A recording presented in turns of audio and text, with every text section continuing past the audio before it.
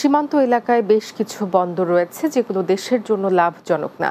দ্রুত বন্দরগুলো বন্ধ করা হবে বলে জানিয়েছেন নৌ পরিবহন মন্ত্রণালয়ের উপদেষ্টা অবসরপ্রাপ্ত brigadier general doctor M Shakhawat Hossain.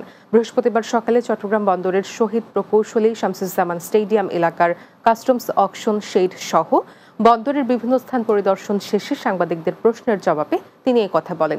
এর আগে বন্দরের কার শেডে প্রবেশের সময় বন্দর শ্রমিক দলের নেতাকর্মীরা তার কাছে ক্ষোভ প্রকাশ করে বলেন, বন্দরের সিসিটি ও এনসিটি ইয়ার্ডকে বেসরকারীকরণ না করার বিষয়ে তার সঙ্গে বসতে চেয়েছিলেন তারা।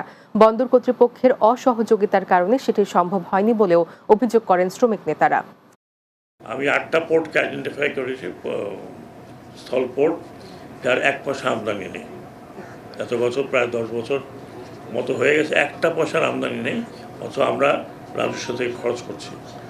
সেগুলো যাতে কিছু করা যায় সেটা এখন আমি ফিরে গিয়ে ইনশাআল্লাহ দেখব যে এগুলো বন্ধ করার কি প্রক্রিয়া হবে।